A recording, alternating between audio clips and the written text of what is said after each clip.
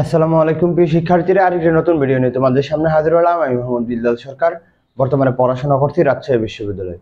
তো আমরা কিন্তু প্রতিনিয়ত গুচ্ছ আপডেট প্লাস গাইডলাইন মূলক ভিডিও তোমাদের অবশ্যই দিয়ে যাচ্ছি। তো আর আমরা সামনে যেগুলো বিশ্ববিদ্যালয় বাকি রয়েছে সেগুলো কিন্তু দিব।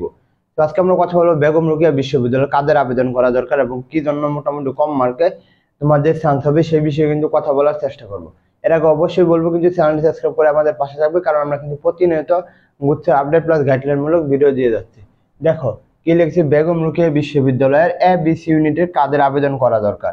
দেখো বেগম রোকেয়া বিশ্ববিদ্যালয় হচ্ছে গুচ্ছের মানে দ্বিতীয় সারির বিশ্ববিদ্যালয়। বেগম রোকেয়া বিশ্ববিদ্যালয় হচ্ছে গুচ্ছের মানে দ্বিতীয় সারির বিশ্ববিদ্যালয় এবং আমরা এই বেগম রোকেয়া বিশ্ববিদ্যালয় কিন্তু আমরা রংপুরে অবস্থিত। কোথায় অবস্থিত? এই রংপুরে অবস্থিত। তো এখানে আমরা প্রথম দেখবো এ ইউনিট, পরে দেবো বি ইউনিট, পরে দেবো কমার্সের সি ইউনিট। দেখো এ ইউনিটের যদি কথা বলি, তাদের ক্ষেত্রে কিন্তু 13কে সিট রয়েছে। কত? 13কে সিট রয়েছে কিন্তু গুচ্ছের মধ্যে, অর্থাৎ বিভাগ পরিবর্তন সহকারে 13কে কিন্তু সিট রয়েছে। এর সাথে আমরা দেখতে পারবো যে ঢাকা থেকে শুরু করে বুয়েট, রুয়েট, সুয়েট, সামনে কৃষি গুচ্ছ থেকে শুরু করে মোটামুটি চলে যাবে 10কে এর উপরে, 10কে প্লাস। তাহলে আমরা দেখতে পারতেছি এখানে কিন্তু 23কে বা 24কে এমনিতেই সহজেই চান্স পেয়ে যাবে কিন্তু আমাদের গুচ্ছের মধ্যে।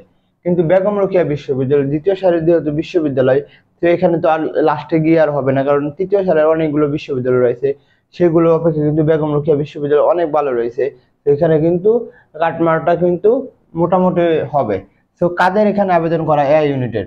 অবশ্যই যাদের রেজাল্ট মোটামুটি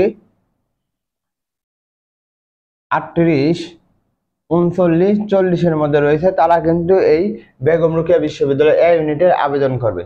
আর এটা তোমাদের জন্য সুখবর হচ্ছে, যারা ইংলিশ আর বাংলা পার্সোনাল বেসে আমাদের পড়তে চাও বা একাও পড়তে চাও, তোমরা কিন্তু আমাকে নক দিতে পারো। হোয়াটসঅ্যাপ নাম্বার থাকবে কমেন্ট বক্সে প্লাস ডিসক্রিপশন বক্সে, ওইখানে গিয়ে আমাদের সাথে বিস্তারিত আলোচনা করতে পারো। তো ইংলিশ বাংলা যদি তোমরা না পারো, অনেকজনের জানি এডমিশনে ইংলিশ এবং বাংলা ব্যাকরণ না পারার কারণে কিন্তু চান্স মিস হয়ে যায়। তো তোমাদের জন্য কিন্তু আমাদের পার্সোনাল ভাবে পড়ানোর একটি মানে আয়োজন করা হয়েছে। অবশ্যই সেখানে আমাদের নক দিবে যারা ইংলিশ এবং বাংলা কম পারো। 2 নম্বর যেটা কথা বলবো সেটা কিন্তু হচ্ছে বি ইউনিট, অর্থাৎ মানবিকের ইউনিট। সেখানে কিন্তু আমরা দেখতে পারবো যে এখানেও মোটামুটি তাদের সিট রয়েছে 5500 প্লাস মানবিকের মধ্যে। এছাড়া বিভাগ পরিবর্তন প্লাস আদার বিশ্ববিদ্যালয় মিলে আরো 10,000 আরো 6000-এর মতন রয়েছে। কত?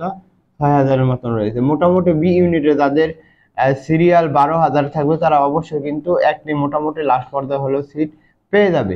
কিন্তু বেগম রোকেয়া বিশ্ববিদ্যালয় দ্বিতীয় সারির বিশ্ববিদ্যালয় হওয়ার কারণে কিন্তু এখানে এত সিরিয়াল পর্যন্ত কখনো যাবে না।